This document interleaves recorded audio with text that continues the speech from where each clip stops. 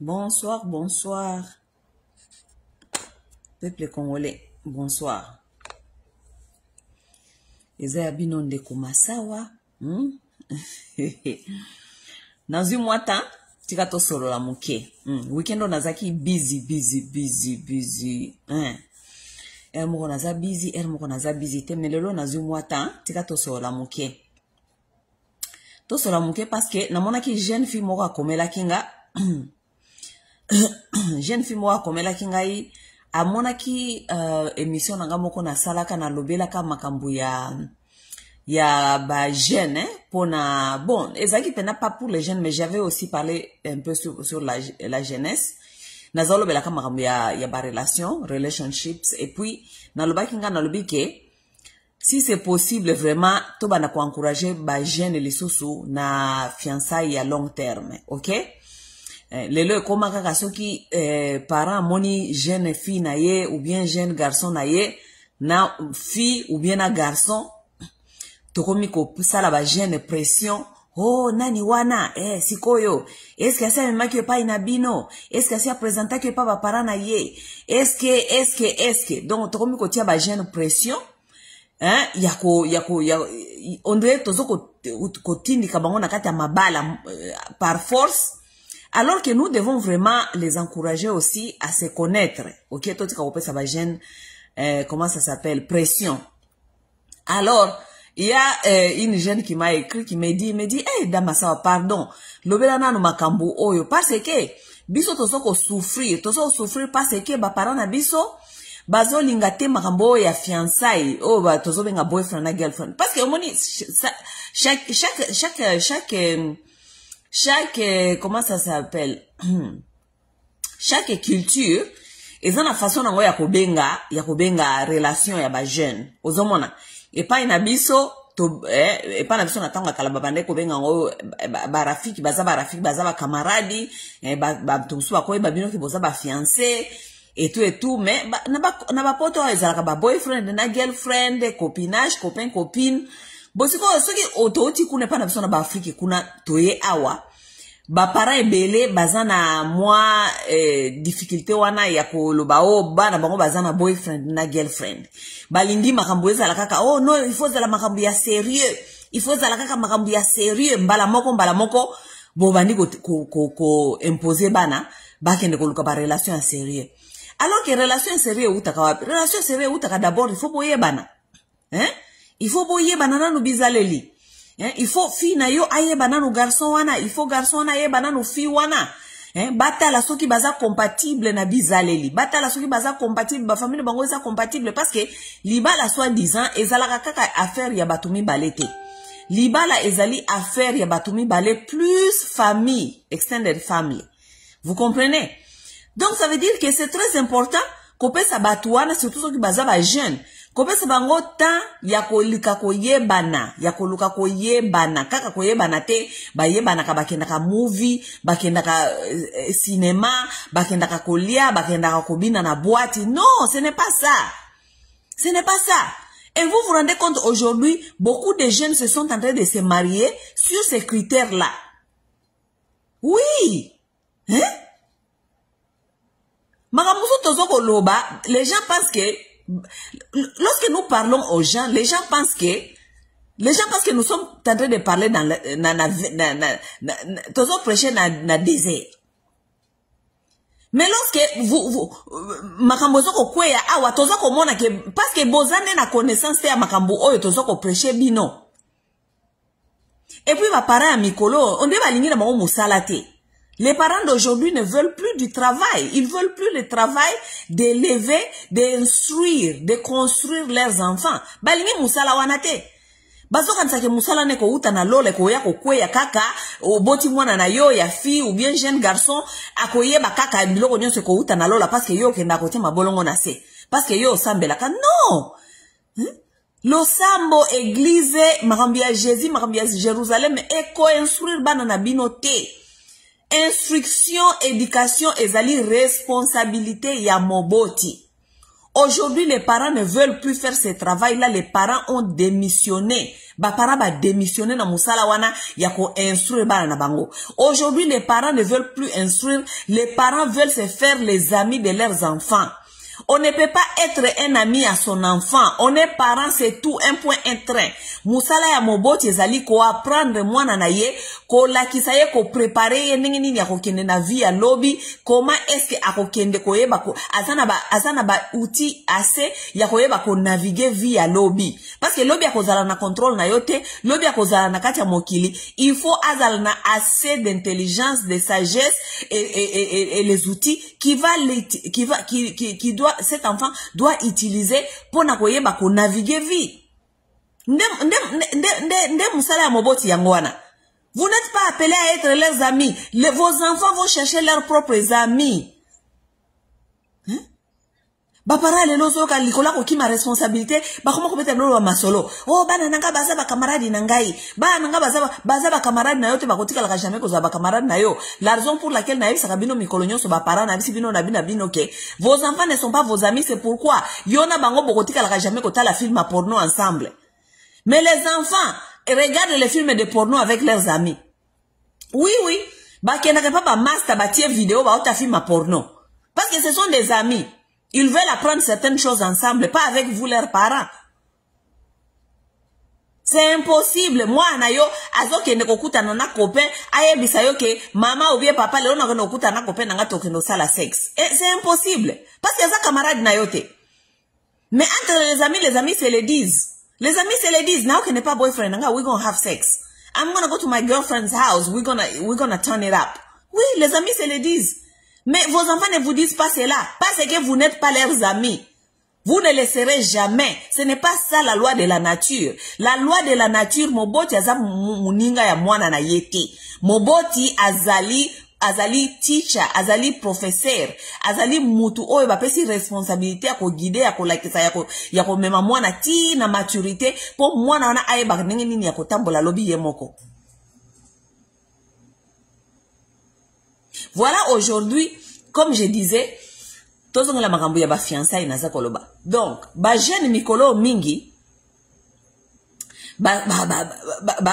koma soyi bakutani na bango eska bakute na laki mingi na par exemple na pesa exemple par exemple na persona eska na poto tofandi na poto eska tofandi ba jeune bakokuta na bango peut-être na eska basala kana McDonald's bakokuta na je ne sais pas peut-être na église peut-être je ne sais pas quoi basala copinage na bango wa copinage na bango basala kango basala ngo libanda en dehors ya environnement eska baboti na bandeko bazali bakoyoka na auto kende movie bake movie bakoyoka na auto kende boîte samedi na dimanche bake boîte bakoyoka na weekend on ezali ko yakuna barbecue ezali na garçon lobi na ko yakozwa fi to kende barbecue aya azu fi na bino bake barbecue oyoka bake fete ya bakamarade na bango ba inviter ki bango bake si moyoka quelques mois plus tard ou bien quelques années plus tard basala akaka ba date wana ya libanda ndenge wana quelques mois plus tard ou bien quelques années une année plus tard oyoka balingi babala na mo garçon na sengie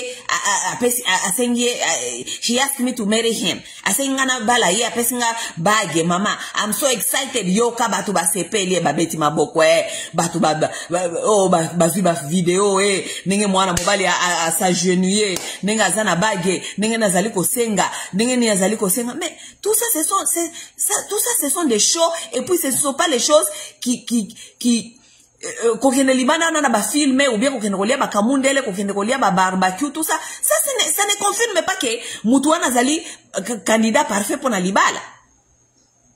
Yeah, he may be a good boyfriend parce que bozo ko have fun parce que il faut pas que ça la confusion entre ce ko zali ko luka ozana na boyfriend oyo bozo ko have fun za camarade bosala kanyonso ensemble bozali ko enjoy each other's company tout ça na kozala koluka husband eza biloko mibale ekeseni husband eza question ba responsabilité husband ezali question ya caractère na ye za ndenge nini aza mutu asilikaka ndenge nini, aza mutu asepelaka ndenge nini, aza mutu atretaka baninga ndenge nini, azali mutu atretaka environnement ndenge nini, azali mutu ndenge nini atretaka famille na ye, azali mutu ndenge nini atretaka bandeko na ye. Biloko ndenge wana, tout ça ce sont les choses à considérer si vous voulez vous marier avec une personne. Donc lorsque ba jeune na biso bazo kende okuta na ba copain na bango wana kuna libanda bakuta na kana movie theater, okay, kuna na movie theater baki kosani baki utala filme batali filme basepeli parce que ezali enjoyment, ezali ta ya ko enjoy batali movie basepeli bake kolia balie basepeli mutu na mutazonge pai na bango ba okuta na bongo prochaine fois les sous oh botoke skoyo kayak bake kayak ba enjoy basepeli bazongi. Donc bazali ko enjoy comment on dit, ko se juger selon good timing. Oh baza nango R1 tant bake movie bake enjoyment bake club bake tout ça. Mais est-ce que caractère ya mutu ya kofanda na ye, est-ce que yebi caractère ya mutu wana? Et comment connaître tout ça? Ça prend du temps. Ça prend du temps, ça prend aussi temps ya koyeba ye environnement na eskani nya fandaka. Est-ce que lelo bomani tanto zaka liboso na ba Afrique kuna, na ba Afrique vraiment nga pour vous dire la vérité, moi j'ai vu ça un peu avec peut-être certains membres de ma famille. J'étais un peu jeune mais j'ai vu ça. Moi j'ai vu certains membres de ma famille qu'elles avaient des fiancés. Fiancé na yo wana akoya na ndaku bia koya na ko visiter ye. Akoya penza na ndaku kwa. Akoya na ndaku batu nyonso bon, culturellement, traditionnellement, moi là d'où je viens chez les Bachis. Même si ta fille a un copain, OK? Tant que copain wana nano aya ko s'introduire te ipai na bino officiellement, bino ba parents ou bien ba membre de famille boza supposé te ko reconnaître comme copain na ye soi-disant, hein. Donc mutu na ye moko azaka na ye involve romantically, non boza supposé te ko yeba boko yeba kaka azali muninga na ye malgré boyebi na bino relation na bango. Mais tant que garçon na no ya ko se présenter pa na bino te officiellement, c'est connu comme son ami. Alors parfois, on avait peut-être des cousines ou bien mandeko batante ya mikolo, oyo, fiancé moko ayaka na ndaku. Toyebi ke azalaka copain na ye ya ndenge wana. Mais tant que nano ayako se représenter na kata famille légalement, bako considérer comme kaka camarade. Mais pourquoi on a encouragé peut-être batuana baya na ndaku? C'était parce que, okomona boy, par exemple, cousine na bino, bien tante na bino, lo azala no ba jeune, parce que biso tokola na ba tante, bi ba cousine, baza ba jeune, baza nano ba grande sœur, mais baza ba jeune. Vous allez comprendre que mutu na ye wana soka ye akoya wana afandi na ye omona cousine na bino wana ou bien tante na bino wana avage na ye na ba occupation na ye à tous les jours. So il fallait que sukola bilamba sukoli bilamba aza wana zoko sukola ne bilamba na ye copain na ye wana afandi wana baza ko solola omona soki azaka sukola basani asukoli azo continuer ko sukola ne basani copain na ye wana afandi baza ko solola. Donc elle va continuer à vaguer à ses occupations de tous les jours. Donc ba responsabilité na ya mwana ou bien ya bojene nakati ya foi ya nakati ya libot na bango.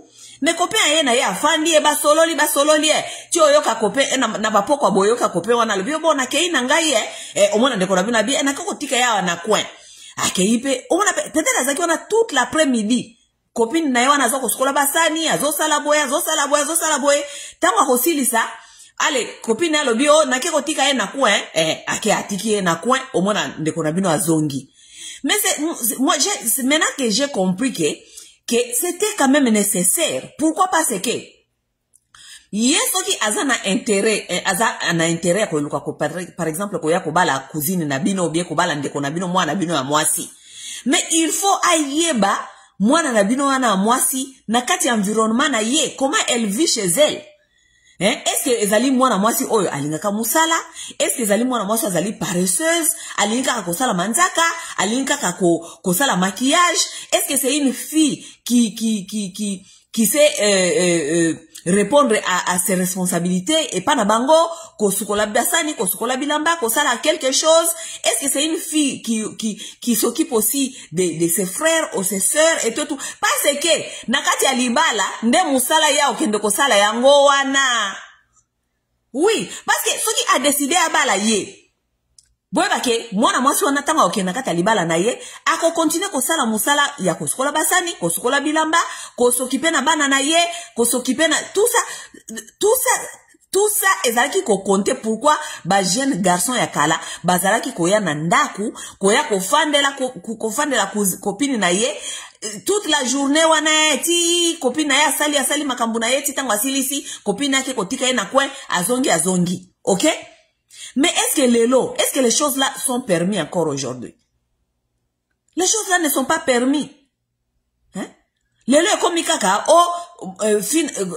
moi nabino azana copain ngwa ya kaka kobeta kaka na kuna na say he is coming to pick me, we going to the movie. Ayi kozwanga tozo kende na movie. Abeti kuna na say pimpi yeah na keye ba ye kozwanga na kende na movie. Okiti okay na movie. Bazongi sio omati. Nini movie na bino ezalaki bien to s'appelle na film to ce qui et tout mais vie na bino à tous les jours à mariage si c'est l'homme là qui cherche à t'épouser vie na bino à tous les jours et kozalate à movie fiera ça ne sera pas une vie ya kokende movie tous les jours non vie na bino ya tous les jours et kozala vie quotidienne oyo bo vivre kana kati ya ndako. Ça veut dire que les parents africains, vous devez quand même devenir encore flexibles. Bon, qui me la kabana na bino, so kaza na copain na ye ki koya na ndaku. Est-ce que toi, il faut kaka oba na kosala mwana na yo pression, mwana azana no jeune, azaso ki na ba 20 ans, azaso ki na ba 22 ans, 25 ans, il faut koba na kosala pression. Oh, nani wana, j'espère que ça makambo a sérieux, parce que nga na boy na nga makaba aventurier, na boy, est-ce que mwana mobali wana aibise déjà ki aye kobala?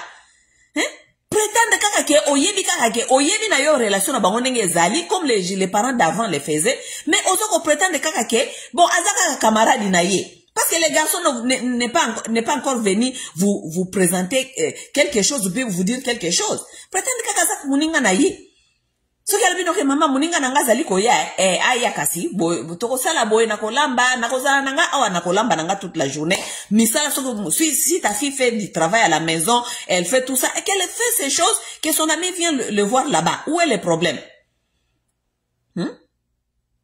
bosko bakoyeba na ndenge nini yango ba fille mingi pe bazoke na kata mabala ezoko komela bango surprise.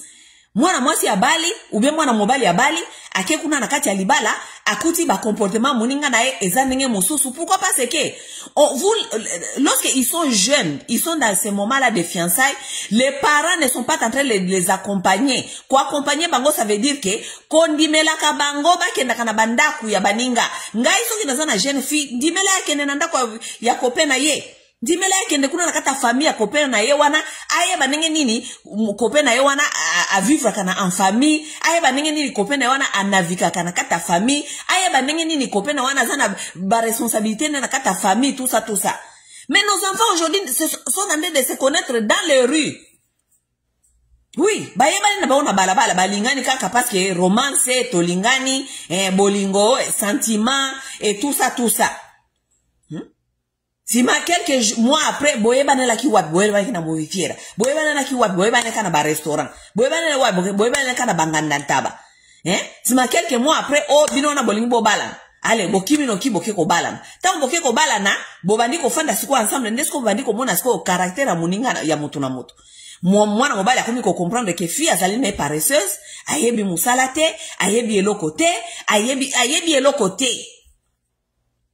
Fille pas comme qu'on comprendre que garçon pe azana ye irresponsable alinga ka musala te aza instable alinga ka agarda ka musala te lelo azana musala oyo lobi alongwe lobi akeikuna lobi akei garçon azana ye instable alinga akoka kofana na ndaku te ba camarade kaka mikolo so na bakwen tout ça et comme trop tard boza jana kata libala. Si mon akata libala wana sipondo komo kanisa ke oko forcer muninga a changer. Oko forcer muninga a changer te parce que aza déjà na bizaleli na ye wana zalaka nango déjà.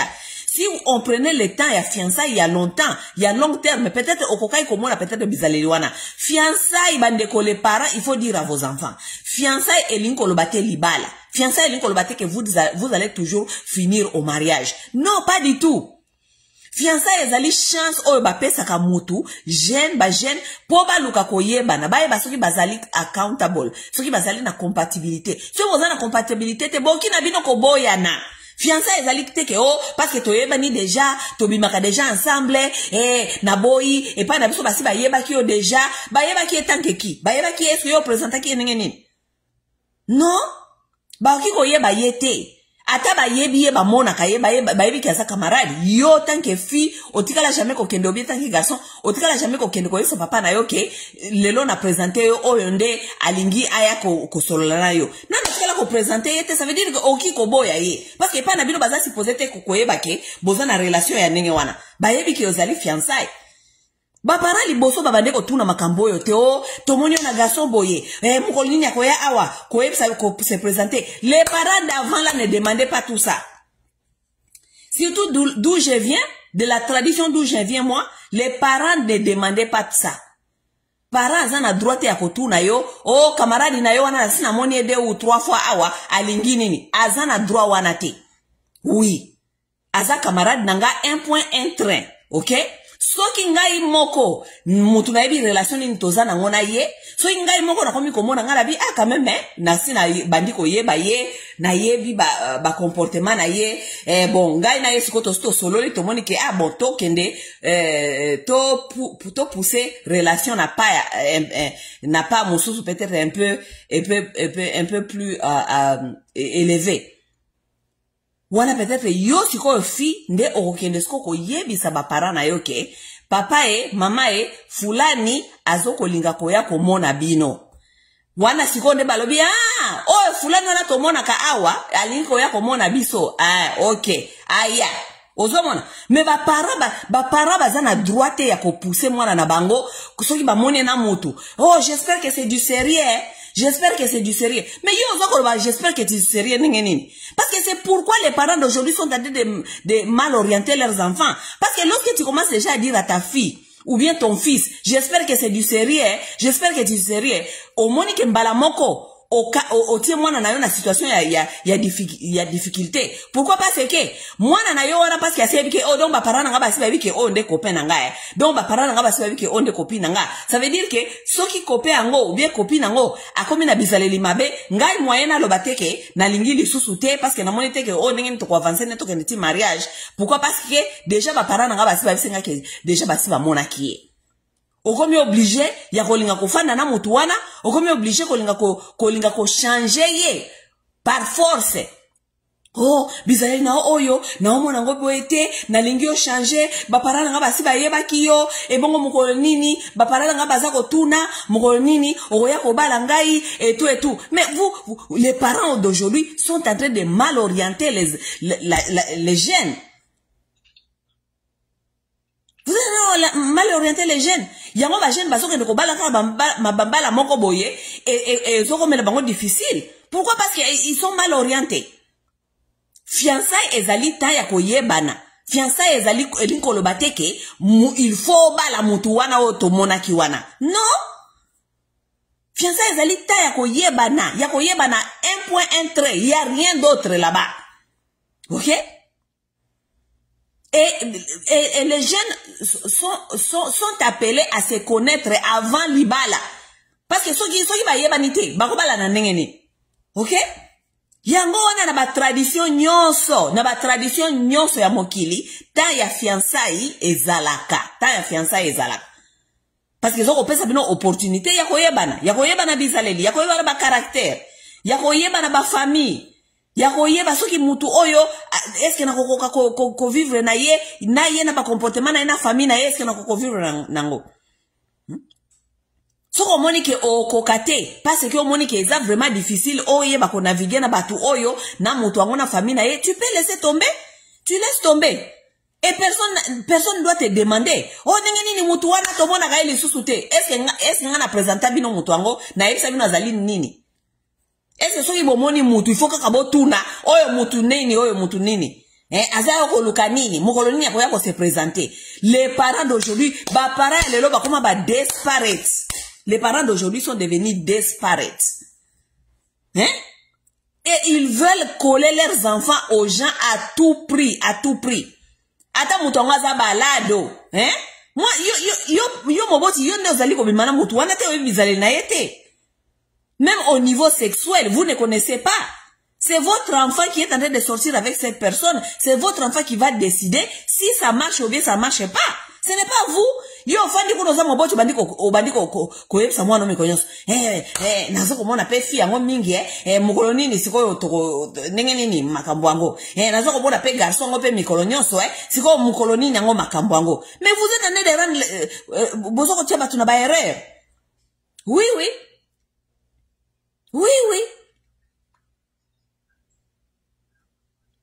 Na obeti la mlo li solo moko boy. Na koloba nanga makambo ya ba. Bon, no eza li solo na yebi li solo abatu moko boy. Fi moko azaka na garçon na moko so copain na yes copain. Ba fandi fiançailles ya umeli atate. Ba para ba bandi ko tia ye pression. Bandi ko tia fiwa na pression. Tomoni ona fulani garçon ona fulani et puis garçon ango azalaka batu ya ba combo oyeka batu ya ba famille ya ba combo ebele ba parents bazalaka soki ba monika ka jeune fille na bango kaka abandika ko sololo bia yebani kaka na mutu moko ya ba combo yoka ba parents batu moko ba immoral ba koyeba même pas te que peut-être ekosimba te lo côté babani ko pousser fille na bango famille wana famille ya combo famille wana bazana ba héritage famille wana babani ko tindika mwana bango fi wana azalaki pression ya famille na ye fulani garçon wana fulani papa na ye azalaka commerçant azalaka je ne sais pas azalaka na bambongo nini tindika fi pa bandi ko sala garçon pression pa na biso bazoko tuna mama papa balobi mikolo nini ko ya tout ça tia fi pression obi ke fi wana basaki même pas 6 mois na garçon wana pardon excusez-moi basaki même pas 6 mois na garçon wana eko bala fi wana. Pourquoi? Parce que ba parents batie pression. OK? Fi wana koti libala garçon wana. Yaya. Fi wana nakata libala wana njo kande aza ko mona yaye makambo. Mais akoya ko yebisa lisusu nani? Akoya ko lobela nani? Pourquoi? Parce que asi akotaki na libala soit disant ya batu ya mbongo, batu ya bakombo, batu bazana réputation ya bien ya mbongo, tout ça. Cette fille-là a souffert dans cette relation. Vous savez ce qui s'est passé avec ce monsieur? Je crois que batu mususu pe bazalaka so baza tellement na mbongo ebele batu ba mituna bango batu ba mbongo wana mituna bango moko epetaka bakoma kana na ba fantasme moko sexuel ezali un peu débordant Vous savez ce que cette fille-là vivait dans cette mariage-là. Mobali yango aza tala na ba fantasme belé, ba fantasme sexuel. Tala ba fantasme.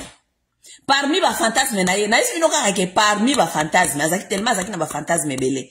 Parmi ba fantasme na ye sexuel, kotumbaka mwana batu na maya bougie na mukongo.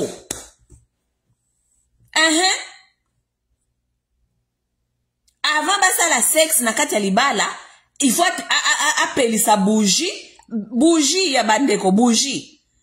Asopelaka mwana batu na mukongo, asopelaka mwana batu maya bougie na mukongo. Alobi soki mwana mwaso na sali donc maya bougie wana donc tango zo sale pasi asopele yango na mukongo maya bougie, apelisi bougie.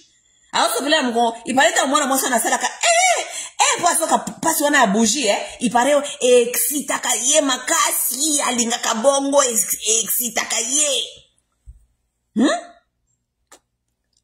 mwana batu nzoka nde afandi na kati ya libala atonda na batashi ya ba brûlure bazikisa ye na mukongo na ba maya bougie afandi wana siko akoyebisa nani makambo wana akoyebisa nani? À qui tu vas dire ça? parce que mwana mobali wana pe azalaka yende donc lokola famille wana ezalaka famille moko opportuniste bamona eka mwana moko boye ya bato bambongo ya bakombo batindiki mwana bango noki tandis que ils n'ont pas préparé leur fille n'avait pas du travail, elle n'avait pas du travail, donc jeune fille kaka boye asisi classe même pas si sa université batindiki noki bamoni opportunité. Ça veut dire que mwana mobali wana nde akomaki sikoyo ko fournir ba parents ya fille wana donc kolia na bango tout ça boyebi kaka ndenge ezalaka na makambo ya Afrique, hein. Donc c'est lui qui fournissait tout kolia kopesa bango ba famille wana nyonso. Sikoyo mwana mwasi wana qui n'a pas de moyens financiers, qui n'a rien, qui soi-disant famille na bango et comme moi biso fille na biso abala kuna fina biso abala kuna fina biso siko fi wana souffrance na wana za komona na kati ya libala wana mobali atumba ka mikono nyonso na maya buji na mukongo akolobela nani po ba parane baza bia chintoko ba parana ye baza bien entretenu na mobali wana akolobela ngona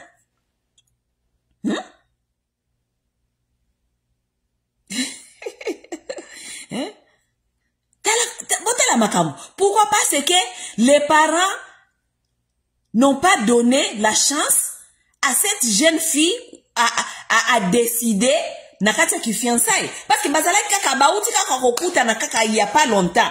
Ba para babandi ko sala pression. Oh, bokobala na mukolo nini? Bokobala na mukolo nini? Bokobala na mukolo nini? Non, les parents, vous ne pouvez pas mettre vos bouches dans ça. Ce n'est pas normal. Les parents d'aujourd'hui n'ont plus la bonne moralité. Non. Les parents d'aujourd'hui ne sont plus comme les parents traditionnels. Ba parents ya lelo ba koma ba parents moko ya mabuliri njegu, ba parents moko ya bazanga tina.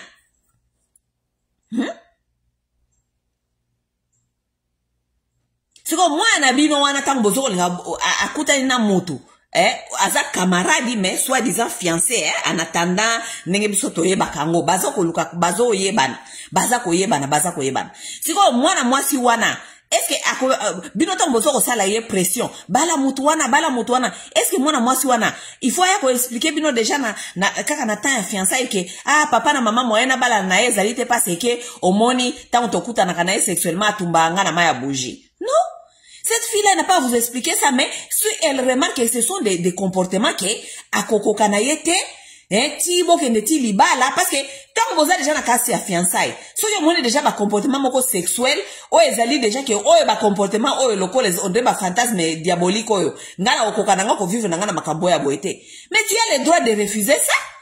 De refuser cette fiançaille? Oza na droit ya koboya yango. Na boy nanga, lingi nangai te. Est-ce que ça a droit, est-ce que c'est obligatoire on va expliquer batunyon so que na boye parce que il y a ça non. En tout cas moi je ne pense pas que aza mobali o na kobala na c'est tout. Est-ce qu'il faut baye makambo nyonso? Non. Si vous ok okuta na mutu ba parents na yo ba omona kaka physique kaka yene ngazali wana ayaka lokola ba mibale mususu pe ba aventurier surtout ba congolais ba africain en général ba mibale mususu ya ba africain ba yeba kake ke ba parents africain po okende kokosa bango il faut okata mwa suki bien obana kolata kala ba veste mikolo nyonso so ba monika ko mutu alati veste bazoka nsaki azali sérieux. Ba parents africains bakanisa mutu soki alati veste mobali alati veste aza sérieux.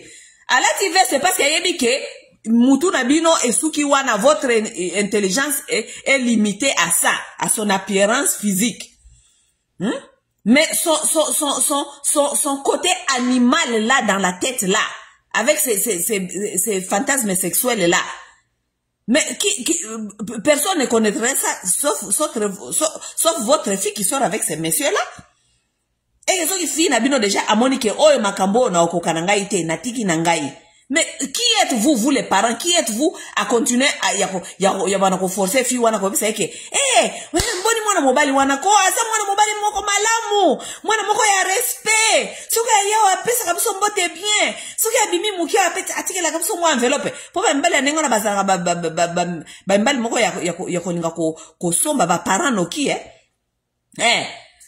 akoya boye talo pa na binobe abimisi ka mwa enveloppe apesi baboti So si apesi baboti enveloppe 2 ou 3 fois, yo ka maman na bino comme avocat na ye. Pour ba maman ba africaine, baza ba immoral.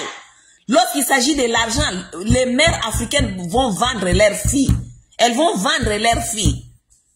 Fais passer la kabele kaka une fois, 2 fois comme moi enveloppe, mobile a kota la kabele comme moi enveloppe 2 fois.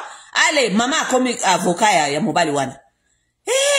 Garçon moko ya bien, garçon moko ya gentil vraiment, en tout cas vraiment, mobile moko ya bien pensa, responsable, soka ye awa etala pesa moi nini. Mais est-ce que bino boyebi vie na ye sexuel, à part au bozo comme na physique na yona. Est-ce que boyebi vie na sexuel? Est-ce que boyebi fantasme na sexuel o azo linga a imposer na vie ya moi na bino? Moi na bino okende kobala na ye kuna long terme parce que mariage est à long terme. Tango fiançailles ezali short term. Ya ko essayer short term. Pobo yebana. Siko mutu mobimba abandi ko yela o makambia nengo na ko ya ko tumbaka ona babuji. Simo mama na ya sia ko mi avocat ya mutu wana. Mwana moko mwala moi garçon moko ya boboto garçon moko ya nini non mama tu ne connais pas. Moi si nda yebi et puis yenda ko décider soki a continuer fiançailles pour pas qu'il ne libala na mutu wana ou bien pas. Ce n'est pas vous les parents qui doivent savoir ça. C'est pourquoi nous avons sabino que il faut boyer makambi ya tradition akala. Les parents traditionnels étaient des parents très très sages. Bazalaki jamais kokota makambu ya boye. Na moment ya fiançailles bako prétendre kutonde ba yeba kateke bozalaka ba fiancé. Bako yeba ka ke o azalaka camarade na ye azalaka muninga na ye. Muninga wana ata mugo soki mamona ka lisusu te etali bango te soki bobo oboya ki akei. O saka muninga na ngana no akenda na école moko quelque part akenda internat. C'est fini? Mais ba para ya lelo ba koma kaka soki ba monika ka mwana fi na bango na mutu. Ba komi kaka ko pousser. Oh, j'espère que ça c'est rien. J'espère que comme même pas na bango, j'espère que nous présenter pas baboti na ye. Qu'on présenter monter pas baboti, ce ne veut vraiment rien dire. Il faut qu'on paie ça ba tout temps, ba jeune on paie ça bango temps. Moi je pense que ba fiançailles vraiment, pour vous dire la vérité, soki ba jeune bazana no ba jeune. Soki bazana ba 21 ans, ba 22 ans na copain na ye, ba fa na ta 5 à 10 ans fiançailles et ça nini. Ils doivent se connaître très bien, très bien. Oh, fiançailles le kakape ba para lelo. Oh, fiançailles pe école ka mingi te sinon te akoko ne kolinga mutu mususu. So akolinga mutu mususu ça veut dire azala kite ko supposer ko zala mutu na yo. C'est ça la vérité. On ne précipite pas quelqu'un dans un mariage parce que soi-disant chance zali ki amona mutu mususu. Donc yo so ozaki nanga na kata fiançailles et que nano tobala nite et que au monde mutu mususu ok ko se précipiter ko bala ça veut dire que ozaki jamais ko za donc ça veut dire que tu n'étais pas supposé d'être mon homme. Oui c'est ça. Tu n'étais pas supposé d'être mon homme. Na ko forcer yo te o famille nanga forcer yo te o ya ko bala nga noki soit disant pona lock you down pour sinon te soko moni mutu mususu. Ça veut dire que tu n'étais pas supposé d'être mon homme. Parce que si tu étais supposé d'être mon homme, to kozala kaka boko na kifiançailles wana to kofanda kaka iko sali loko te to kofanda kaka timolo to mona ke de toute façon to umeli quand même to yeba ni bizaleli to yeba ni penda bizaleli. Oui to yeba ni penda bizaleli. Oui. Est-ce que bizaleli ne oyo na okoka ko vivre nango? Bon, moi mutu nanga en tout cas ça fait longtemps quand même tozana ye na sina mesala déjà bizaleli na wana. Oui. Eza sous surprise te bizaleli ya mutu comme lo sous surprise te. Mes chers amis, ba parents botika ko conduire ba jeune na bino na erreur.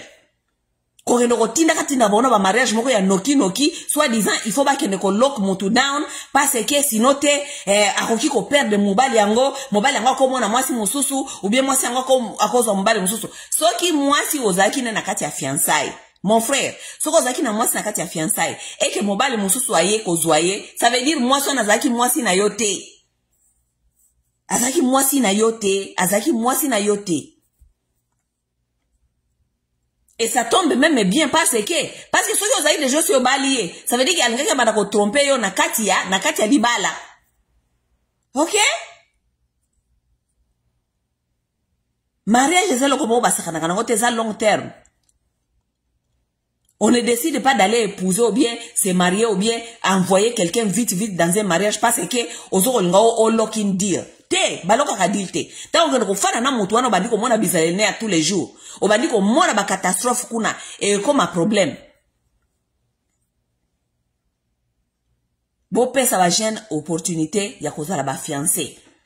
Ba parents ya ba africain oyo na parce que jeune moko akomelenga bina ngaki ba parents na biso bazondi même ba olinga même paté to sala na ba copain na biso ba ya otala biso na ndako. Bo siko tango ba olinga te ba copain na omba ya otala mo na ndako. Bolinga ba copain ba mona bango wapi? Hein? Bolinga ba copain ba mona ka bango wapi? Ba copain ba no benga kaka memie na mouvitiera. Donc ti tango copain ko ya ko décider ko bala mwana na yo, ça veut dire que le seul endroit a yebela ka mwana na yo za ka ko memie na mouvitiera. Azao meme na mouvitiera kaka zako meme kaka na mouvitiera zako meme kaka na mouvitiera ti mugolo mususu mutu a décider kaka ayeko baela bino abimi wana ngai de fulani ngande we na bomona ngai na yeko bala mwana bino me mwana biso ayebi wapi ayebi yote parce que bisika moko bokenda kaka ezali kaka mouvitiera boyebani te mutu boyebani bokenda kaka na cinéma boyebani vous ne vous connaissez pas vraiment.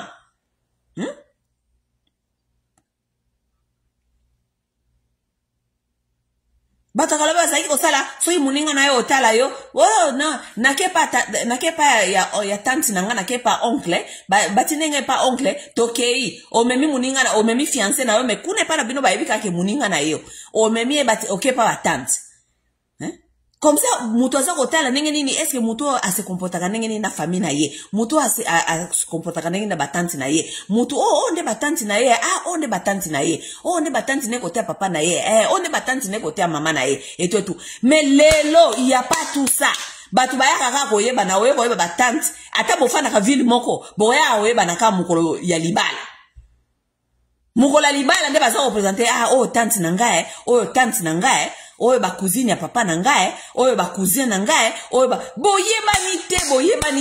boyebani te tout ça pourquoi tozo ko précipiter bato na kati ya mamabala tozo ko précipiter ba jeune ba kenda na kati ya mamabala tozo ko précipiter bato non seulement pour ça qu'on précipite bango et les jeunes là ne sont même pas préparés pour comprendre les rôles les rôles donc ils vont assumer dans ces mariages là. Ils sont pas en train de comprendre les rôles parce que mariage bakenda ko bana naona parce que bakuta na kaka na mouvitiera bakenda kana mouvitiera romance libala na kata libala tango okoma wife parce que tango banoke na mouvitiera zema ba girlfriend na boyfriend. Vous avez la responsabilité, vous avez la responsabilité, bâtir la responsabilité. Mais quand vous commencez à faire la responsabilité changer. Vous avez sous-souta kaka copine on a ba mima kana mouvitiera.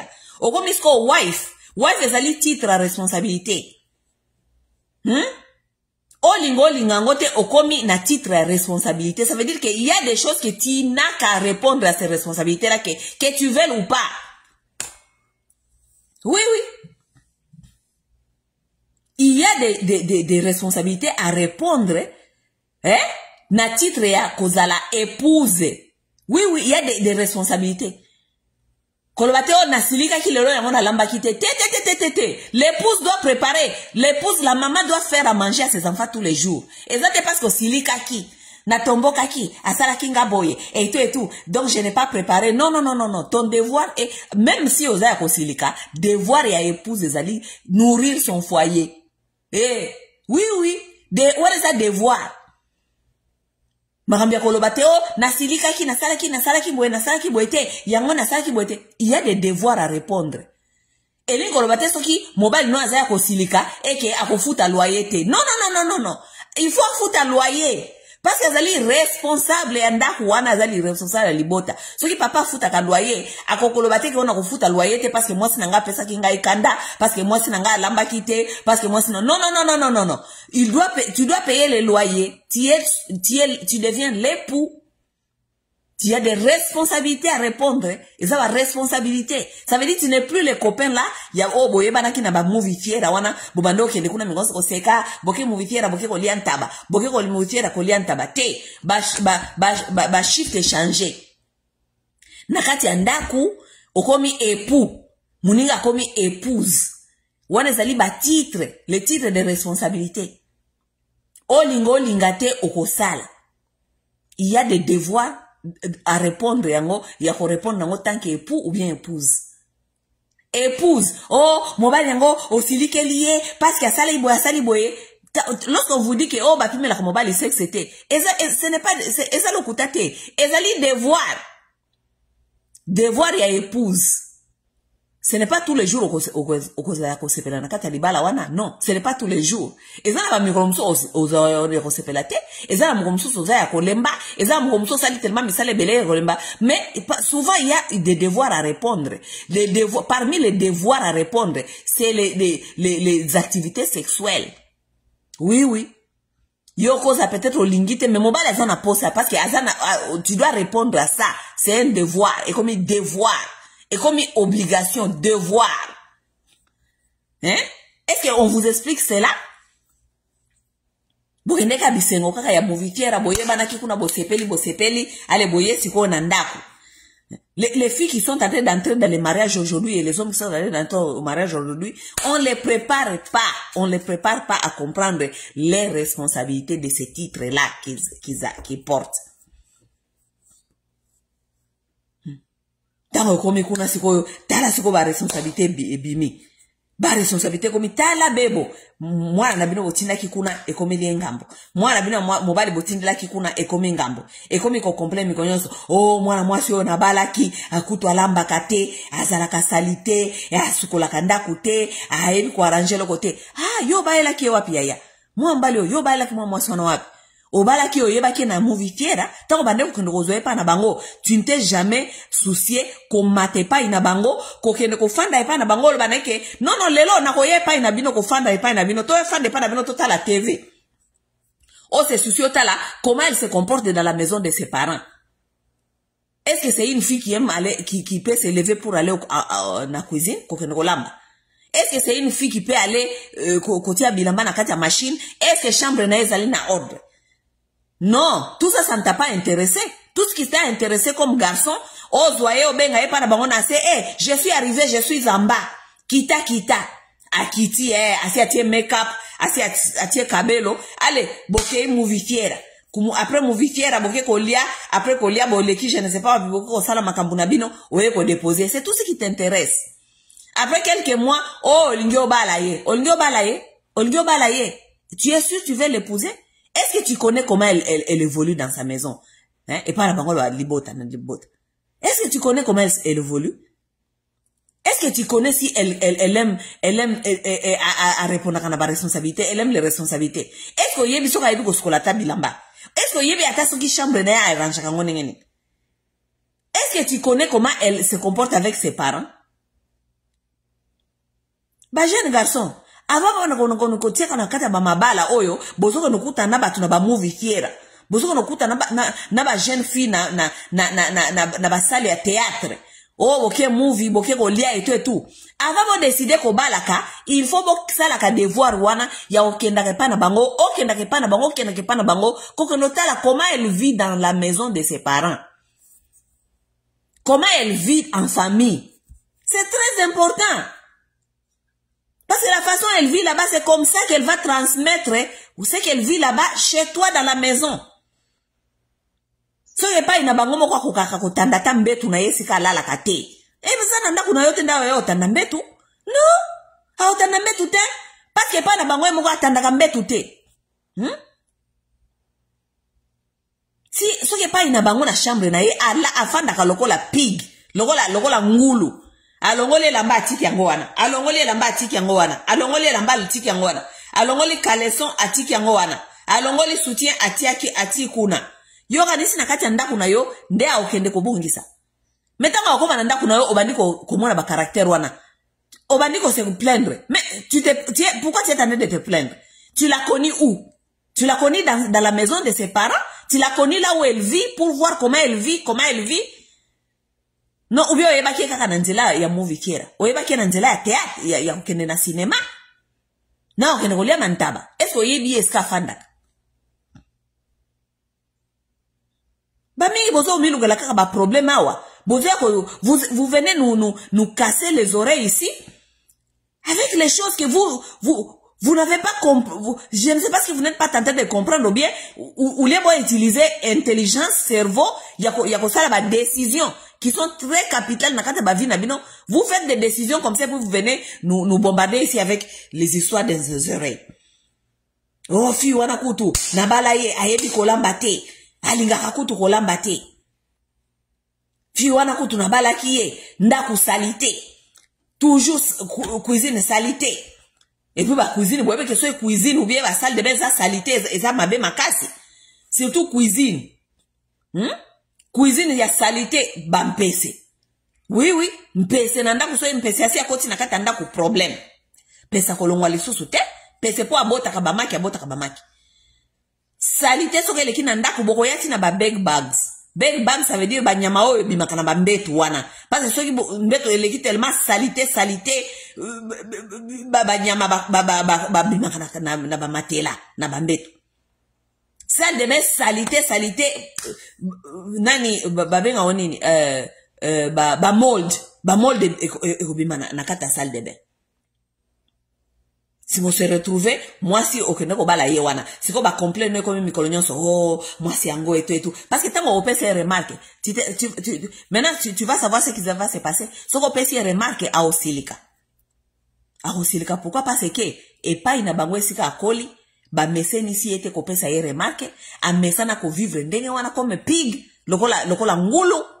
A mesana ko évoluer dans les désordres na kati ya salité.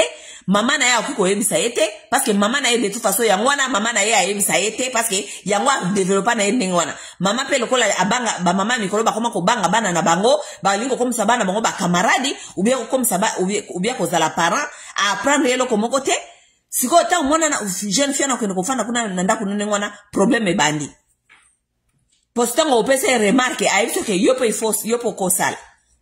Nous se sommes aussi bon, yopo il faut sala, yopo ko sala, yopo pourquoi kanganga na sala, yopo il faut sala.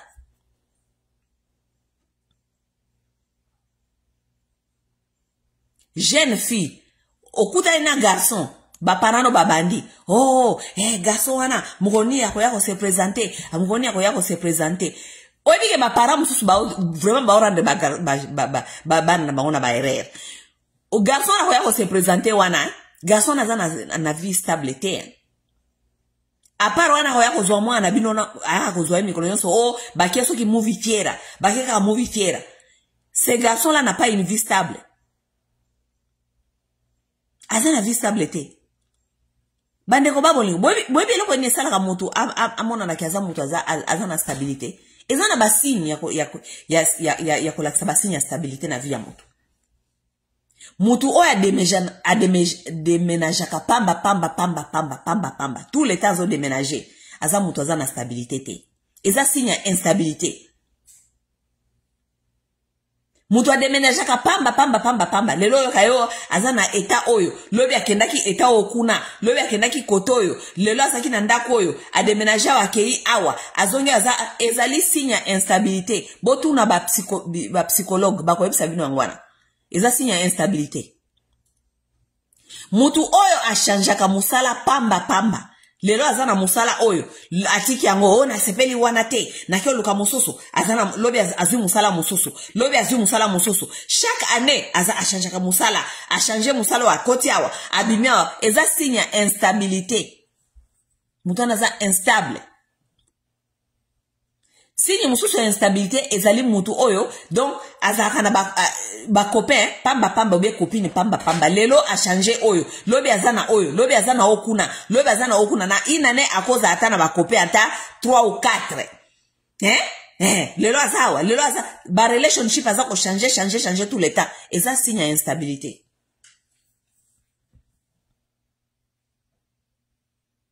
Ba para mususu komona fille na yo jeune fille na yo azako bimana garçon moko bozo na déjà que garçon na atako toyebe kaka za jeune garçon na esprit ya ki bantu nenge normalement pas na biso il faut pas baye bake o ana sali copain baye ka kaza camarade mais moi na mi ko so a déménager alongo ake kuna akomi ko fanda koto ya fandi boye lobi oki a changer musala mais il faut ba déjà que jeune fille nanga garçon aza komona yewana azala garçon moko aza stabilité aza stabilité azokola saba signe ya instabilité. Ça veut dire que oki ko sa fille no te ke akoya ko bala mo colonine akoya ko se présenter mo colonine eza ko rendre fille na yo eza ko rendre fille na yo nani mauvais service ya ko lingo mobali o aza instable aya ko bala ye si maintenant ba ko bala na ba komi kuna mutu aza instable ça veut dire ako garder musalate. Si on a regardé mon salaire, ça veut dire que c'est quelqu'un qui ne peut pas payer facture et tout. Le comme et mataki zongaki. Moi c'est comme na instabilité financière. Comme qu'on sentir comment on dit insécurité financière parce que mon bal est instable. Vous connaissez ce qui se passe lorsque les femmes ne se sentent pas en sécurité financière. Elles deviennent, comment on dit, impolies. Alors, n'importe comment, parce qu'elle a peur. Que l'obi bakuboka bino libanda bokende libanda, tout ça. Ba problème bandi. Oh, mobile aza stabilité, mobile aza irresponsable, tout ça, mobile pe moi c'est aza impoli. Aza kolobelanga boya, allez, makambo bandi. Boya wani ko betla so masoro babolingo na bino na ba internet e mataki ezongaki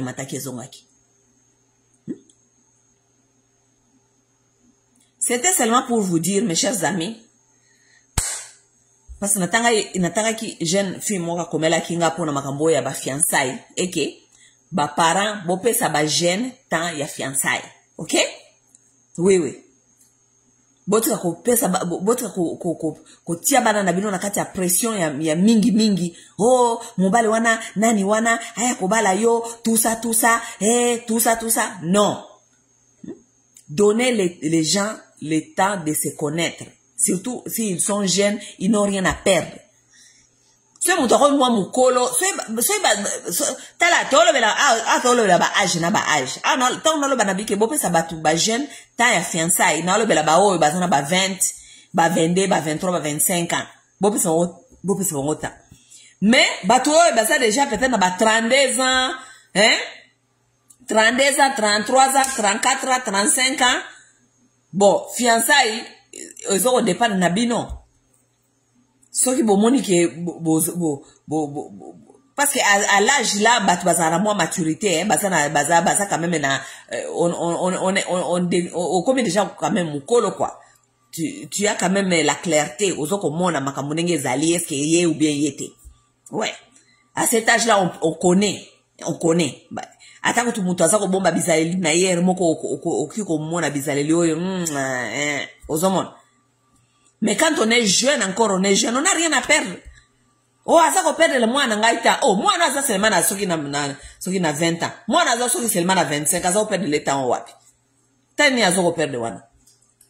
Donc oli moi na ke na kata libala oyo ayebi mutute ba yeba ni biente bangonyo so bazana no komi luka ba jeune bazana ba akende kuna akende ko sufina na kata libala o yolo bike mutazo ko perdre le temps na kikopena copine. Tika bango bazana moi à 30 ans. Ce bana moi à 30 ans. Tika bango place wana bazali. Ce bana moi à 30 ans. Tika bango na kati ya kifiançailles na bango esika bazali wana. Tika bango bazala wana.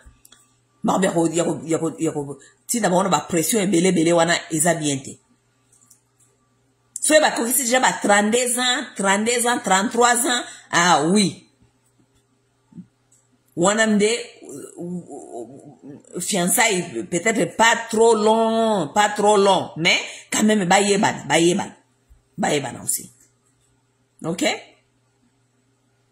Namona ki video moko zole kawa na internet awa film na biso moko ipare na Kinshasa kuna ami bomi pona bolingo. Ah, eza mawa, eza mamba osekate, eza mawa.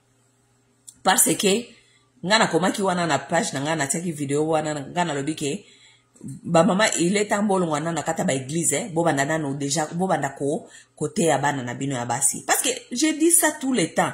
Les mamans ont abandonné leurs responsabilités pour aller servir les églises. Comment est-ce qu'on peut échouer ses enfants? On peut échouer ses filles. Et surtout, ba maman bazaka na ba fille. Ngana kama wakapenda ba maman bazaka na ba fille. Na nitu naka, est-ce que ma maman bazaka na ba fille? Ba yeba kake bazaka na ba fille. Parce que tes filles, ce sont tes bijoux. Les filles, ce sont les bijoux de leurs parents et surtout les bijoux de leur mère. Fais-moi, non, moi, si abimi boya, telemi boya, tamboli boye, nabizaleli, nandengene ya lolenge ya kozala, une mère doit être fière. Batu batali balbi, moi na ya fulani, fille ya fulani. Fille azali fierté ya maman na ye. Fille azali fierté et surtout ya maman na ye. À partir ya fille na yo, les gens doivent déterminer quel genre de maman tu as.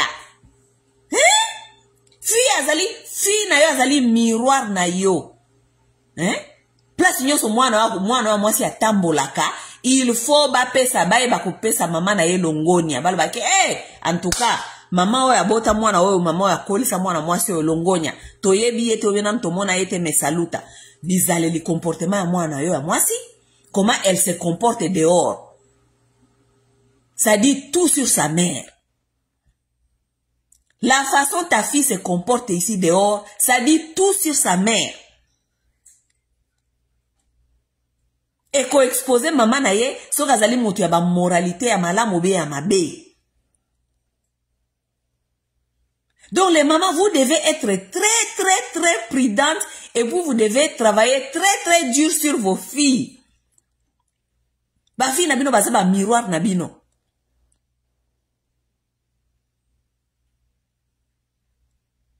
Donc, na place où on ko servir à ba église, on ko servir ba église, et que tu laisses tes filles comme elles sont comme ça.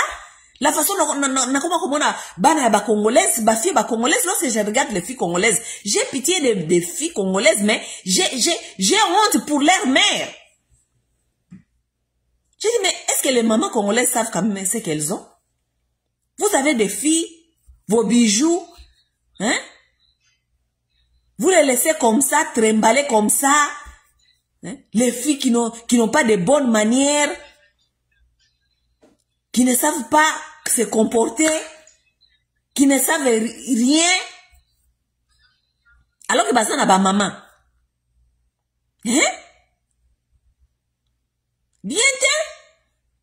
Bien te. Ba maman, bot longana ba église wana, concentrez-vous sur l'éducation surtout de vos filles. Mutake komi bomao, abi bomi pona bolingo. Omi bomi pona bolingo. Omi bomi pona bolingo nini. Pourquoi? Parce qu'il n'y a pas de mère pour éduquer les filles. Moi, je dis ceci à mes jeunes sœurs souvent. Ok? Je dis ceci à mes jeunes sœurs souvent. Je dis, écoutez, babolingo, tokenda okota babolingo yo, et ça la kabilo ka risque. Ok? Pourquoi? Parce que, mutu oyo oke kokuta na ye wana, azana éducation na ye. Ce n'est pas toi qui as éduqué cette personne. Yote. Boke kokuta na, bolingani. Soki esimbi, soki omoni ke bozana ba valeur moko, éducation ezanenge moko, bozana compréhension nenge moko, c'est bon, vous évoluez ensemble. Soki omoni ke boko ezoko makambo ezoko simbate, boki ko évoluer ensemble te, otiki. Si la personne donc tu sors avec soi-disant mobile, bozoko mana mobile wana zali mutu ya lokuta. Ya. Si c'est un menteur, moi je dis aux gens, si la personne donc tu sors avec c'est un menteur, à quoi cela est ton problème? Problème est anim. Yonde maman na ye, yonde oedikaye. Yonde oedikaye te?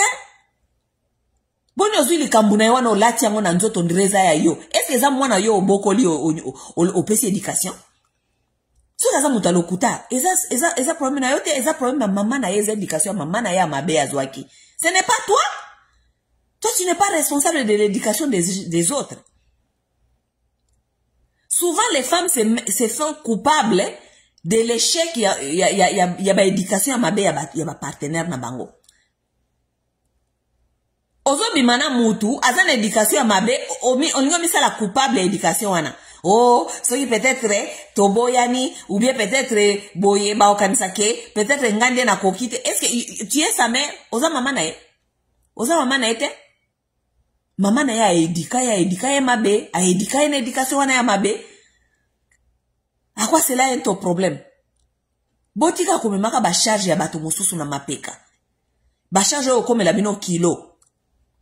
Se mutaza mutalokuta, aza mutalokuta, eza yote ndo comme ça mutalokuta, azali na mauvaise éducation et pas ina bango baza batalokuta, ba aprena kokosa, ba aprena eza ba valeur ya famille na bango esika auti. Lokuta eza valeur ya famille na bango. Eza ngaite onga masawa tende na koya ko éduquer yo ou bien yo mutoza ko bimana mutu wana o koya ko éduquer mutu wana ou bien mutu wana azako bimana masawa ya ko éduquer nga mutu naza mutalokuta ngaso ina za kokosa mutu na kati ya bolingo. Est-ce que eza faute ya mutu wana ou bien eza faute na nga eza éducation na zo na uti na wepa na biso ya lokuta naza mutalokuta ba valeur na uti pa na éducation ya mabe ya lokuta.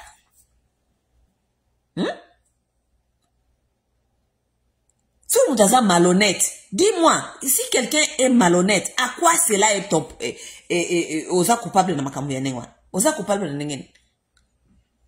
Hein? Eza responsabilité na yote? Botu ko même basa responsabilité etali binote. Mutu na mutu ayaka na kata relation auti epai na bango, auti na éducation na ye. Ya mabeto ya malamu. Auti na ngwe epai na bango. Yo koyate na kati ya relation wana obanda kolata kama makambo ya batu mususu éducation ya mama na ya mabe ya pesa ye wana olingi olatango akosi ngai asa vraiment naza déçu pona ni ye il faut ça la déçu na famille na ye bato lokuta kuna ba pesa ke éducation na bango bato lokuta yo oza déçu na ningeni yo oza déçu na lokuta ya moto mususu éducation ya moto mususu ya mabe azwaki yo ndoko ma déçu nango. Je suis déçu. Vraiment. Naza déçu à cause kingai. Aza mutu lokuta. Il m'a menti. Mais, éducation ya ngoya yo. Yo ndo pesa ki éducation wana. Pose à déçu. Zela mukolobana na yo bakozala bata lokuta. O remettre bango. Na ba valeur. Yo pesa ngo bana ngai balobaka lokuta te. Dans la vie, on ne ment pas. On est honnête. Yo zela tango kokoka ko éduquer bana na yo. Pesa bango éducation. Ya ba valeur ya bien. Mais moi na mususu asi ya bebaki mama ne apesi éducation ya malamu te aya kokota na kata relation na yo aba na koloba lokuta yo ngo memango na mokongo. Non, vous n'êtes pas responsable de l'éducation de l'autre. Vous êtes responsable de l'éducation de mon mungate. Chacun est responsable de son éducation ici ka uta. Oui. Toye kokutana soki tomoni ke ba valeur e kokanite toboyani na ndenge ya malamu. Oh, est-ce que tu es obligé ya kozala ensemble? Ou bien so na bandi ko lela na bio azamuta lokuta trompaka ayebisaka ngabo zabo ndo ko changer te azamuta lokuta nde ba valeur na ye yango wana ya vie. Oui. Ba valeur na ya vie yango wana malheureusement pas na biso ba africain mingi bato les gens grandissent dans des familles, dans des foyers là où on apprend les gens à mentir. Les enfants africains mentent. Baza batu ya lokuta parce que lokuta na ba culture mususu na ba famille mususu et comment na ba valeur ya normal. Les enfants africains mentent. Ba parents ba éduca bana na éducation ya kokosa lokuta. Siko bana bakola déjà bongo na kata famille na bongo za ba valeur ya famille na bango ya lokuta bata lokuta. Aye na kata ya relation na yo okanisi yondo ko changer bizale na ye wana. Uyo kanisi yondo komi coupable siko ya mutema komi ko soyo mikolonyoso susi mikolonyoso po mutozane aza mutalokuta. À quoi c'est là ton problème? Babibite so ke nakata bolingo zana mutu nakata bolingo faut so pe ba kuruze nyoso mikumba mutu wana nyoso il faut memango. Non. Mes chers amis, on ne peut qu'être responsable de ses comportements à soi. Mutu na mtaza responsable ya comportement na ye. Oza responsable ya comportement muninga te? Non. On n'est que responsable de ses comportements parce qu'on ne peut que se contrôler soi-même. On peut contrôler muninga te? Oh. Tana batu mususu ba memaka ba problème batu na munu. Ndema kamuka to yoka kana ba kamaradi yango. Yango na linga ba kamaradi pendate mingi wewe talaba masolo na bine zanga metuna makolo. Oh mobile asaki boy. Oh asaki boy. C'est ce comportement il vient de ça de chez lui. C'est un comportement là yé. Tu n'es pas responsable de ce comportement. Oh, nabali mwasi oyo azabula, mwasi azabo enabo, azabula, eza comportement na ye, auti na mwepa inabango, azabula. C'est ce comportement d'où elles viennent. Yo, zongo, ome mangona mutu, ekomi problème na yo, ya vie, ekomi kuluze. Vous êtes en train de vous tuer dans des histoires qui ne vous concernent pas du tout. Batuana bakolisa mutu wana ndengo na bizalona mabe bafandi kuna moko na bango te kokufa mamane akokisha me kokufa po mwana aza mutu alokuta. OK? Alors que mama na ye éducation ya mama na ye nde yango wana apesa ye. Bio se mona mutu moko na kata famille esika ya mutu ozana yo oza marié na mobali moko ya lokuta ou oza marié na escroc bien mutu moko ya bizali ya mabe ba comportement mabe ya valeur ya mabe mutu moko ya ba vie sexuelle ya débauche. Boso wana ba parents na ye ba kufi pona ba comportement mwana bango wana. Ou bien mwana ba sœur na ye ba frère na ye moko na bango a se pendre. Akufa pona comportement ya ndeko na bango wana ya mabe. Bizali ndeko na bango ya mabe wana o mona ndeko na bango moko akufa pona yango. Poyo kene kokufa. Mutu bokuta ni na ye na vie. Boye baka même pas keso ki boko croiser kana chemin. Vie esali ndenge esali bokuta ni na vie. Yo ya kokufa pona mutu wana batu ba edika mabe. Mama ne kutu amona kaye mikonyoso na ba comportement ya mabe wana. Mama ne kutu atikala kokufa te pona ye. Mama ne atikala ta kozwa ta tension te pona mwana ye bizali nyama ya mabe wana. Mama na ya tikala akotikala ka jamais ko réfléchir ke ase pendre pona soni ya mwana na ye bizaleli ya mwana ya mabe mikonyoso mwana balakisa ka musapi na nzela muyibi ndumba tout ça mama na ye akotikala ka jamais ko réfléchir ko se pendre. Yo mutokutani na ye na nzela kaka bokutani na nzela ya vito sa la vie ensemble. Pona lukuta ya mutu wana, pona vina ya mabe, pona escroquerie, pona banditisme, pona kindumba na ye. Yo yako se pendre, o miboma. Mais est-ce qu'on réfléchit quand même? O yako miboma. Yo tango yo mibomi wana, ya zongi na kata famille na ye. Famille toxique na ye wana bazongi la fandi. Basololi lisusu balukeli lisusu mwasi mususu ya sika. Yo si omibomi. Otiki mokili pona mutu bokutana ki na ye na nzela parce que kaka vie esali hasard bokutani omiboma pona mutu mususu. Pona ba bêtise ya mutu mususu, omiboma pona bêtise ya mutu mususu. Pour un malhonnête, pour un soi-disant mutu azana moralité ya bienté sexuelle. Oke na omiboma. En tout cas, tu vous avez courage, Vous avez courage. Et c'est là où les mères sont en train d'échouer l'éducation. Parce que ce que je suis en train de vous dire là, il faut le mettre dans les têtes de vos enfants. Ce que je suis en train de vous dire là, il faut le mettre dans les têtes de vos enfants. Beaucoup d'anakana motu, na vie, na katikati ya vie pona kosala parcours parce que bobota manzela mokote et si comme mokote boyeba na kake bokutan parcours ya vie etindi bokutan tango bokutani boyoka ni bosepeli to tambola ensemble so bomoni ke bozoko tambola ensemble te bozoke ne tengu mais botikani mutu mutake kosala vie na ye e bani boni yo bana koloba ke yo bana ko réfléchir ke okokufa pona mutu mususu. Ti okei, ozui bakisi, ofungoli bakisi, po yonde webi kolinga. Yonde webi kolinga. Ofungoli bakisi, ba comprime. Ofungoli ale na internet. ozwi bakisi nakomi bome omeli bakisi bakomprime okufi likolo ya mutu oyo éducation opesa yete zela opesa bana yo éducation tala soki bana babongi te. C'est ça ta responsabilité parce que mukolo bana bakobeba bana so bana réputation ya bien te nde mutu azana mutu akoki seulement koya kotuna yo mutu abebi soki eza seulement bana na yo parce que yo ndo za capable ya kopesa bana éducation.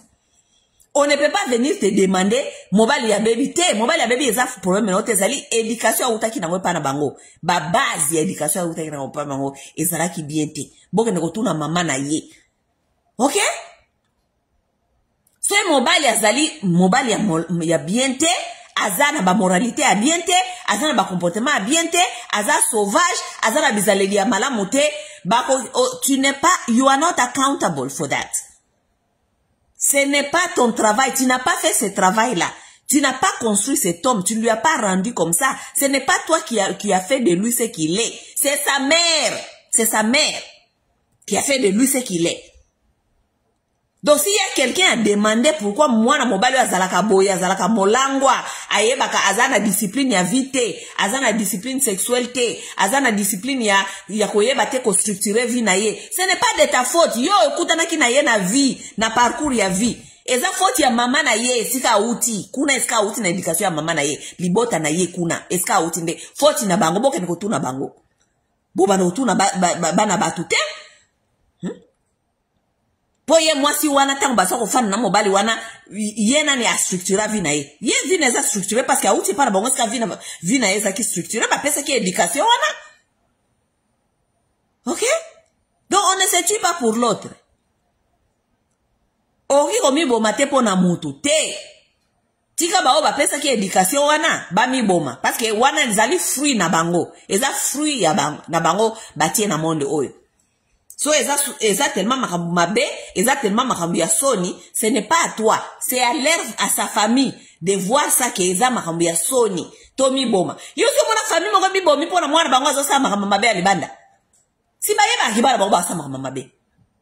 Yo si mona mama moko boyebe papa moko boyebe bandeko moko ba mi bomi parce que bakangaki mwana bango aza na prison, bakanga ye na prison kuna zaka na prison pour sala mabe, aboma moto azata na prison. Boso mona mama moko atikali na sima wa mi bomi. Oh azana soni po bakangaki mwana na ye na prison po mwana na ye aza assassin po mwana na ye akenaki koyiba banki télévision mobimba balakisa ki mwana na ye mama na siko ayoki soni se pendre boy mona ngo wapi. Si sa propre mère ne peut pas se pendre pour na soni ya mwana na ye yo ya o se pendre pour se mobile na yo kanga muzoba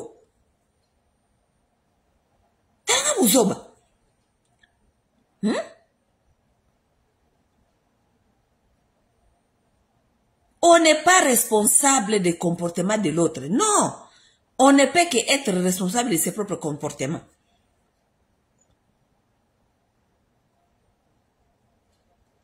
Oui, oui.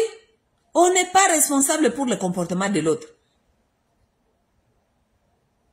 Avant de réfléchir, makamwana ya komi bomaka wana oza ko souffrir pona mobali, oza ko souffrir pona mobali yo penza makamna za ko souffrir. Tala bizaleli na ye wana natuni bino kaka boye. Avant bo bana ko réfléchir ngwana bo mitu na kanano boye. Bosi bo mona mama moko boye, papa moko boye, ou bien famille moko boye, ba mi bomi po bakangaki mwana bango na prison mwana bango akendaki abomi batu na abeti batu wa masasi. Boso mwana ba parole ba mi bomi. C'est ça makambo soni. Makambo soni. Mwana oyo kolisi, oyo kao, akendaki azongi ba minduki, ake place moko abeti batu wa masasi bakangio. Bakanga batu wa masasi na ba mola wa mikolo nyonso eto. Ese boyo kakao, après mwana bangwana bakangaki obe ba bomie, oube batie na prison, ba parana ye ba mi pandraki, ba mi bomaki pona shame, pona soni, pona heartbroken. Heartbroken mwana na bango. Si bango de ba edika mwana wana ndengwana. Boni comme ba responsabilité ya bana basi oyo ba na motu soi-disant na komi boma nga na komi boma na mi bomi na kati pona libalo na mi bomi oh là là you penando ebi kolinga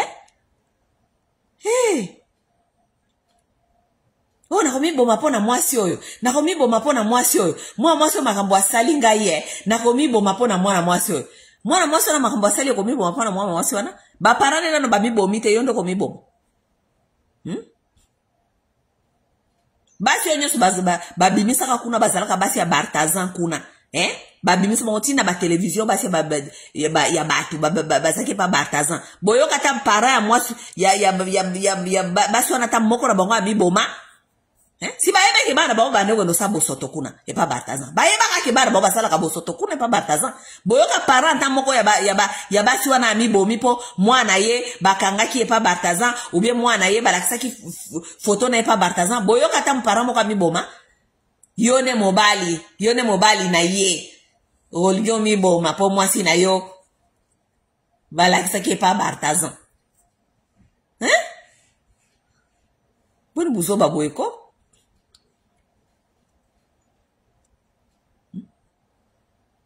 bolingo comme si batu mususu bazoba na mokili batu mususu ti bakomi kobela ba tension batu mususu bakomi kobela batu bakomi ba mususu baza dysfunctional oki ko fonctionner lisusu te na vie you can't function, tu ne peux pas fonctionner. Tu as toi-même amené des enfants ici sur cette terre comme cette là qui sait tu vois au Congo là-bas elle a une petite fille toi-même tu as amené un enfant sur cette terre ofana na oto bokola mwana yo ya obokola na yo mwana yo te olba ke ba valeur na omona vio na mona pata to za ba valeur bien te tikanga omona na pesa mwana nga ba valeur ya malonga akola ko mamoto o na kozala fier na yesu na moni mwana nga je suis fier po nga moko na yebi ba valeur na tiaki na ye lorsque mon enfant akeli banda telemi liboso ya batu akobanda ko représenter ngai ba valeur o mama na ya pesa ki otiki mwana na yo po omibomi po na ba valero belle mère na yo apesa ki mwana na ya mobali ba valero na mabe wana bino pena boye bolingo bamsu boye pena bolingo kwa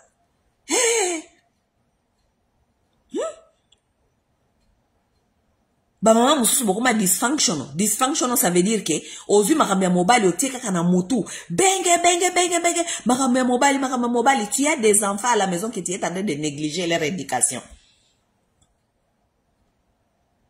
yaya o éduca mobali te éducation mobali soki eza raté e uti na maboka mama na ye yo kipeo ya yo omoni bana oyo botaki wana de responsabilité nzambe apesaki yo nasoki mukola kosamba ezalaka nzambe akotuna yo seulement bana oyo yakina bango na mokili nde responsabilité no moko kaka yango wana il y a pas d'autre responsabilité bakosa kabino te nzambe akotikala jamais kotuna yo ke mobali wana obala naka na ye boni azalaka soulard ce n'est pas ta responsabilité za responsabilité ba parents na ye bakotuna kande tata na ye na mama na ye responsabilité ndenge ni mwana bino akomaki soulard parce que soulard na ye wana ebandi na ndaku na yo te soulard na ye wana eza comportement ebanda kala nzela boyo okutana ça veut dire que son jugement ezalaka nzambe akotuna yo te sur ba responsabilité te yo ya pesa yo ba responsabilité o nzambe akotunela yo eza sikoyo bana oyo yakina bango mama parce que yo nde nzambe ya bana na yo na se ya mokili na se ya moi moboti nde nzambe ya bana. Ça veut dire que s'il y a à répondre, nzambe akotuna kayo kaka sur les enfants dont il t'a donné comme la responsabilité, c'est toi qui étais leur Dieu sur cette terre. Bana on boni bana on apesa kiyo boni éducation boni o accomplir kinini o pesa ki bango nini o lakisa ki bango nzela o mema ki bango sukisa ki bango ti wapi tango bakweya ki o lakisa ki bango lisusu nzela o telemisa ki bango o pesa ki bango bolingo parce que bolingo wana bana na pe fu ba memango pe na mokili ba pesa pe lisusu bolingo c'est comme ça. Yo ansi nzamba ko yebisa bina okay bana wana na pesa kiyo boni na moni lokola bazaki neglected o négligea bango ba souffra négligence na yo po yo za mawen nzamba ko so mawen po za ko lela makamba mobali mawen nzamba ko so bongo ya ce makamba mobali zo ko simba te, concentre-toi sur tes enfants, c'est tout. Éduquer bana na yo. OK? Soki makamba mobile eza ko simba te, oko éduquer mobile te parce que y a déjà na éducation na ye pa ina bango. Tu n'as rien à faire. Oki ko éduquer les sous-soutés.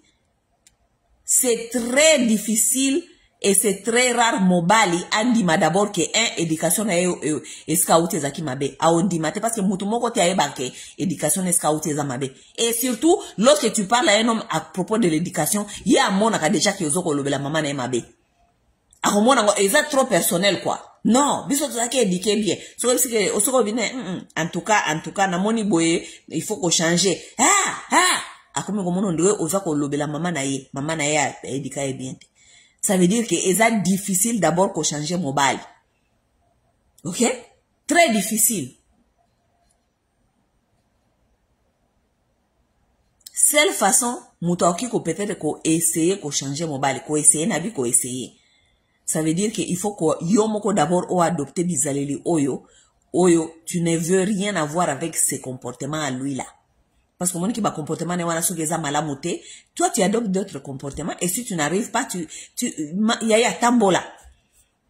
Boko matera ba niveau otozo ko mona ba mikolo ba mabala ya ekomi ya bitumba makofi, boko miko betana, ko fingana, ko swana liboso abana. Te. Épargnez aussi vos enfants. Parce que bizaleli oya ko bunda ko swana ko fingana, bana bino ba ko copier ba bizaleli wana ba ko mema ngope eska ba okende lobby.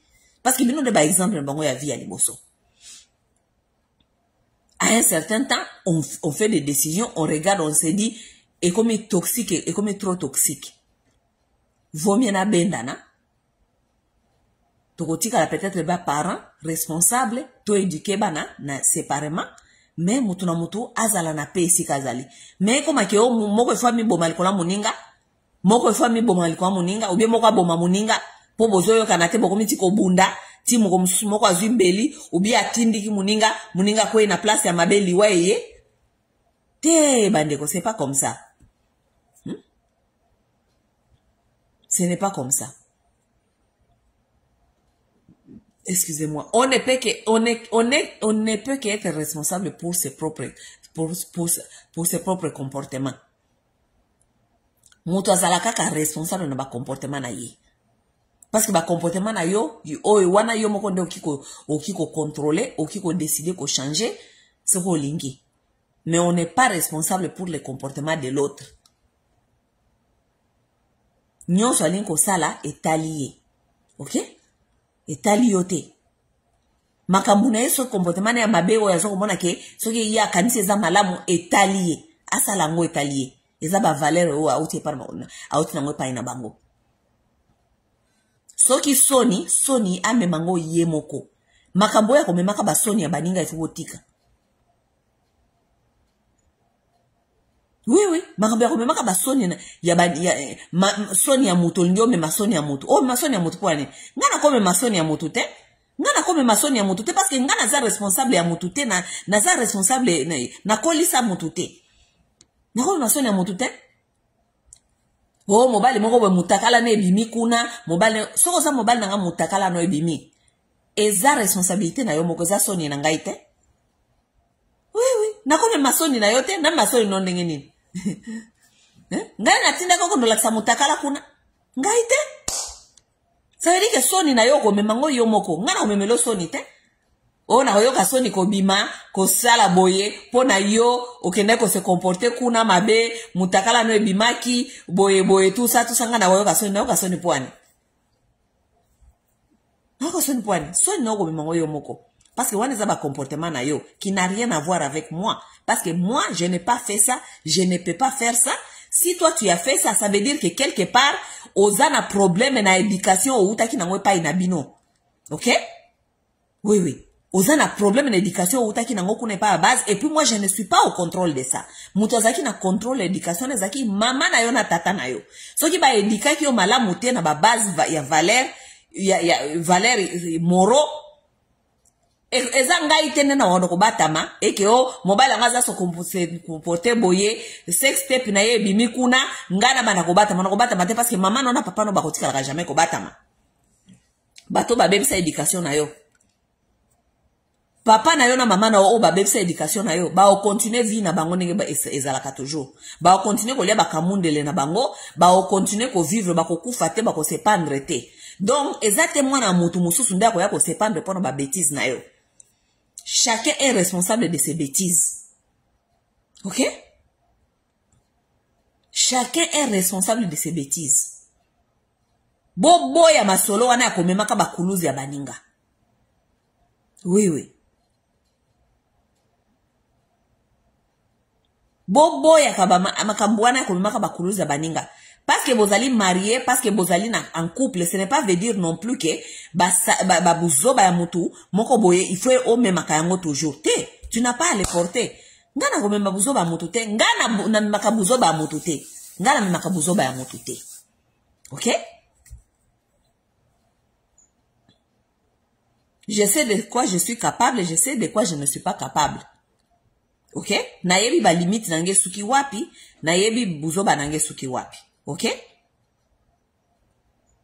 Nayebi ke na ezala banga mususu na kuko sala te parce que ce n'est pas seulement parce que te nazali ko respecter mutu nazana ye, mais premièrement nayebi esika na uti. Je sais d'où je viens. Il y a certaines choses que je ne peux jamais faire pour na yebike ekoki donc ezana ba valeur te na éducation te oyo ba pesa ngati na koma place oyo na bana ko sala ba video ya mutakala ou bien ba biloko ya mutakala ba kangana ba biloko ya mutakala batika ngo na internet. Là où je connais que ma famille est ici sur l'internet, papa nanga akiko mona, maman nanga ko mona, ba frère nanga baza ba ko mona. Donc, il y a des choses que je ne peux pas me permettre selon l'éducation. Donc, yo soko zana muninga na yo. Oyo bozalaka na ye. Ozana kati ya libala, ou ozana kati ya mariage. Et que mutuana, azana so monte ke babiloko na wane bima ya mutakale bimati na télévision, tu dois seulement te demander esika auti. Ça veut dire que azana respecte ya esika auti. Mais ce qu'il faut mettre na respect azana ngote esika auti. Pourquoi? Parce que esika auti bosoto. Eza place ya bosoto. Kuna babanga kana bango immoralité te, babanga kana bango makambo ya salité te, yango wana mwana bango se permettre biloko ya ndenge wana bimana tele ebimana na internet. Donc so bango ba na souci te ya mwana na bango buzo bana ba internet biloko ya ndenge wana ebimana internet. Yo so disant mwasi na ye, yo ndo ya komemaka ba buzo bana na mukongo bana kolela. Hein?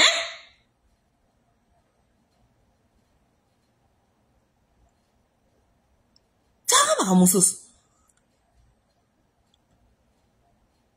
Ezana babuzo ba mususu mutu ako sala mutu oyo azana auti esika ya éducation ya malonga ezali ako sala te.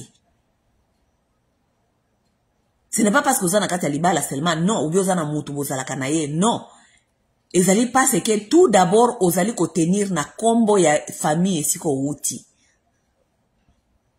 Oza ko tenir na éducation ya baboti na yo. Baboti na yo, yo moko réfléchir kabi, mzambe, soki peut-être ata bulumbu na gebi mimo komsu na internet, ou bien soit disant bulumbu, ba parana ngai. Bandeko, obandi ko réfléchir na ndengwana.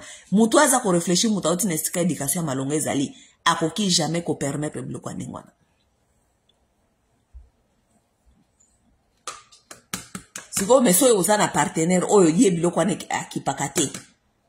Vous devez réfléchir, mutunini ozana ye parce que esika auti kuna esika auti na famille na ye, ezabatu ya bosoto. Et puis so famille ne ko kufate pona bosoto na bango wana, yote ndoko ya komema bosoto wana oyo komi bomaka wana na internet kufi pona bolingo, kufi pona humiliation ya mobali, kufi pona humiliation ya mwasi, kufi a se pendre, a melikisi, kufi pona humiliation ya mwasi, kufi pona humiliation ya mobali. Tanga batu mususu. Bon, wande saki matea na ngaya lelo. Je pense que o azana moi na mato ya koyoka ayoki. O ya comprendre moi masolo mike a comprendre. OK? OK? Ndeto mwana na mikoleza liko ya. Bye.